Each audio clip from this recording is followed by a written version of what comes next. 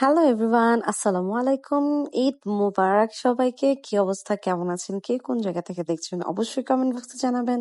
চাঁদাদের ব্লগে তো আপনারা অর্ধেক অলরেডি রান্না বাড়া দেখে ফেলেছেন, বাকি অর্ধেক আমি এখন রেডি করছি এবং আমি রান্না করতে করতে আমার হাজবেন্ড কিন্তু নামাজ পড়ার জন্য বের হয়ে যাচ্ছে। তো আমি এখান থেকে দেখেন পোলাওটা বসিয়ে দিয়েছি, কারণ আগের রাত্রে যেহেতু আমার সবকিছু কাটাকুটি করা শেষ, আগের ব্লগে আপনারা দেখেছেন। এখন জাস্ট আমার রান্না করার পালা। তো আমার ঈদের ব্লগগুলো আমি সিরিজ আকারে আপলোড করে দিব, আপনারা সিরিজ আকারে দেখে নেবেন। লাইক কমেন্ট শেয়ার অবশ্যই করবেন এবং মাস্ট বি আমার পেজ এবং আমার আইডিতে একটা করে ফলো দিয়ে যাবেন। তো আমার ঈদে আমি কি কি করেছি, আমার ঈদ কেমন কেটেছে সবকিছু দেখাবো আজকের ব্লগে।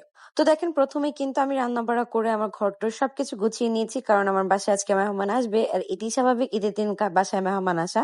তবে বিষয়টা খুবই উল্টো হয়ে গিয়েছে। আগে যেমন আমাদের বাসায় মেহমান আসতো এবং রান্না করতো দাদা দাদি অন্য কেউ, বাট আজকে রান্না করেছি আমি। তো এখানে আমি পায়েস রান্না করেছি, সালাদ রান্না করেছি, গরুর মাংস আমার শাশুড়ি রান্না করে দিয়েছে বাংলাদেশ থেকে, ভেজিটেবল, ডিমের কোরমা, সেমাই, এগুলো সবকিছু আমি রেডি করেছি। সেখান দিয়ে আমার হাজবেন্ডের অফিসের একজন কলিগ এসেছিল আমাদের বাসায় সকালে, তো আমি ওনাকে আপ্যায়ন করছিলাম। তো ওনাকে আমি বেশি ভিডিওতে নেইনি, কারণ আমি জানি না উনি ক্যামেরাতে আসলে কতটা কমফোর্টেবল, দ্যাটস ওয়াই আমি বেশি ভিডিও নিতে চাই নাই বা নিই নাই। তো যাই হোক, তারপরে হচ্ছে আমরা বের হব ঈদের দিন, তাই আমরা রেডি হয়ে নিয়েছি, মানে হাফ রেডি হয়েছি। হাফ রেডি হয়ে কিন্তু আমরা আমাদের খাওয়া দাওয়াটা আগে কমপ্লিট করে নিয়েছি, কারণ বাইরে যেহেতু যাব, আগে খাওয়া দাওয়াটা কমপ্লিট করে নিই। তো তারপরে আমরা সুন্দর করে রেডি হয়ে গেছি। রেডি হয়ে যাওয়ার পরে দেখেন, ওর জন্য আমি বাংলাদেশ থেকে পাঞ্জাবিটা নিয়ে এসেছিলাম। আমি আইডিয়াও করতে পারিনি মাশাআল্লাহ ওকে পাঞ্জাবিটাতে এত বেশি সুন্দর লাগবে। সবাই মাশাআল্লাহ লিখবেন আমাদের দুজনের জন্য। আর এই যে শুরু হয়ে গেছে ওর চাউরামি, মানে এই ব্যক্তিটা কোনোদিন বললাম না ওর সিরিয়াস হবে না, মানে ওর আমারে না জ্বালালে আমার মনে হয় কি ওর পেটের ভাত হজম হয় না। মানে একদিক থেকে আমাকে জ্বালাবে, আবার আমি রাগ করলে বলে যে আমি নাকি রাগ করি বেশি। মানে আপনারাই বলেন, আমার যদি এভাবে করে জ্বালায় আমি কেন রাগ করবো না, আবার রাগ করলে ওটাও আমার দোষ। তো যাই হোক, দেখেন আমরা অলরেডি রেডি হয়ে গেছি এবং আমরা এখন বাইরের উদ্দেশ্যে রওনা দিচ্ছি। তো এখানে আমরা ট্রেন লাইনে ওয়েট করতেছিলাম ট্রেনের জন্য, বাট ওই দিন আসলে স্টেশন পুরোটাই ফাঁকা ছিল। তো যাই হোক, পরবর্তীতে আমরা উঠে গেলাম ট্রেনে এবং ট্রেনে ওঠার পরে যেটা দেখলাম যে বাঙালি যা যে কোনো দেশেই যাক না কেন, তাদের বাঙালি জাতের ট্যাগটা তারা কখনোই মানে সরাতে পারবে না। এই সাইডে হচ্ছে ছেলেদের সাইড আর এটা হচ্ছে ওয়েমেন মানে মেয়েদের সাইড। সো ওরা কি করছে, এই মেয়েদের সাইডে যা বসে আছে, লিটারেলি ওই টাইমে আমার ইচ্ছা করছে ওদের দুজনরে আমি জুতা দিয়ে দুইটা বাড়ি দিয়ে জিজ্ঞেস করি যে তোরা কি আসলে মূর্খ নাকি তোরা গাধা নাকি, মানে কেন ভাই, কি দরকার? এই যে বাংলাদেশে আমাদের মানুষদেরকে যে পুরো ওয়ার্ল্ডের লোকজনরা এত নিচুভাবে দেখে বা আমাদের দেশটাকে এত নিচুভাবে দেখার কারণ হচ্ছে এইগুলা।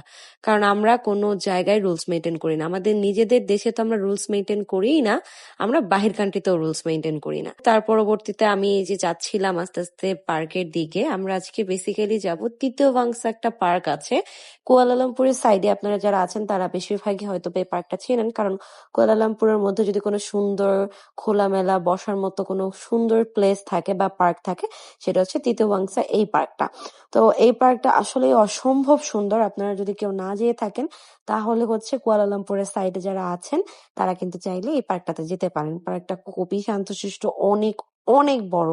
তো এটা আমি আগে আসলে আমার হাজবেন্ডের ছবি ভিডিওতে দেখেছি, ও অনেকবার আসছে, বাট আমি কখনো আসিনি, এটা আমার ফার্স্ট টাইম। সো আমি ওকে বারবার বাংলাদেশে থাকতেই বলছিলাম তুমি আমাকে এখানে নিয়ে যাবা, আমার কাছে অনেক বেশি ভালো লাগছে এটা। আর যারা কিনা ছবি তুলতে অনেক বেশি পছন্দ করেন, ভিডিও মেক করতে অনেক বেশি পছন্দ করেন, তারাও আসতে পারেন, কারণ এখানে অনেক অনেক সুন্দর সুন্দর কিছু জায়গা আছে যেটা আপনার নিজের খুঁজে বের করতে হবে যে কোনখান থেকে ছবি কোন সাইডে সুন্দর আসে।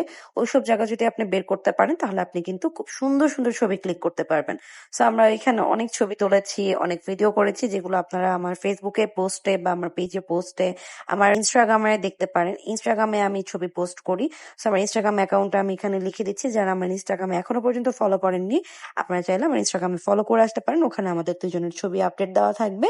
তো পরবর্তীতে আমরা দুজন আসলে বসে বসে গল্প করছিলাম, আমরা অনেকটা সময় স্পেন্ড করি এবং ওই দিনটা আমাদের জন্য আসলে অনেক বেশি স্পেশাল ছিল।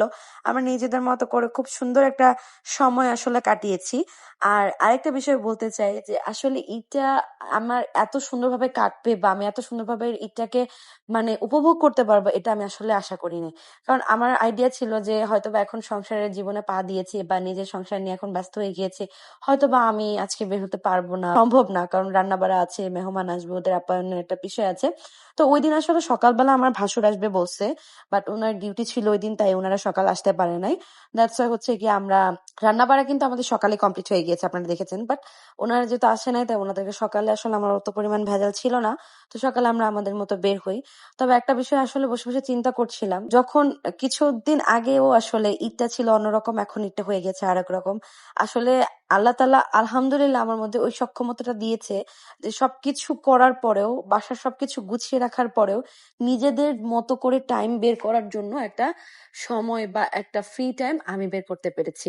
এবং আলহামদুলিল্লাহ ফর দ্যাট, যে আসলে আল্লাহ তাআলা আমাকে ওই সক্ষমতাটা দিয়েছে।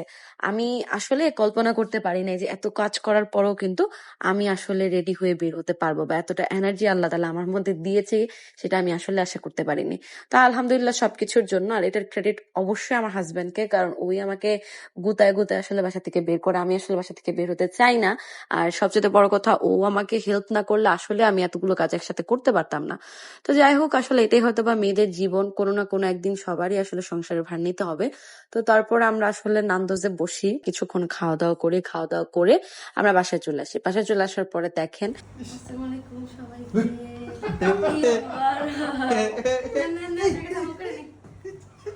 মুবারক। ওই যে বললাম ওনারা সকালে আসতে পারেনি, তাই ওনারা রাতে এসেছে এবং রাতে আমার বাসায় খাওয়া দাওয়া করেছে। তো অবশ্যই সালামিটা নিতেই হবে, তো সালামিটা নিয়ে নিয়েছি। তো আজকের ব্লগটা আসলে এ পর্যন্তই থাকবে। তারপর ওনারা খাওয়া দাওয়া করে ওনাদের মতো, তারপর আমরা আমাদের মতো কিছুক্ষণ টাইম স্পেন্ড করি, গল্প করি। এবং দেখেন কি সুন্দর একটা কার্ডে আমাকে সালামি দিয়েছে। So thanks to you Rana ভাই এবং রাকিব ভাই, আপনাদেরকে যে আমাকে সালামি দেওয়ার জন্য। এবং আপনাদের সবাইকে সবাইকে অসম্ভব ধন্যবাদ আমার ব্লগটা পুরো দেখার জন্য। এবং আমাকে অবশ্যই লাইক কমেন্ট শেয়ার দিয়ে পাশে থাকবেন, পেজটাকে ফলো দিবেন, কারণ আপনারা সাপোর্ট না করলে আমি কখনোই কিন্তু আগের দিকে আগাতে পারবো না। তো যাই হোক, এখানে আমার জামাইও আসলে সালামি নিচ্ছিল। তো আজকের মতো ব্লগটা এই পর্যন্ত থাকবে। সবাইকে টাটা, বাই বাই, আল্লাহ হাফেজ। দেখা হবে আপনাদের সাথে পরবর্তী ব্লগে। পরবর্তী ব্লগের জন্য আমার পেজটাকে মাস্ট বি ফলো করে রাখবেন। সবাইকে আজকের মতো টাটা, বাই বাই, আল্লাহ হাফেজ এন্ড আসসালামু আলাইকুম।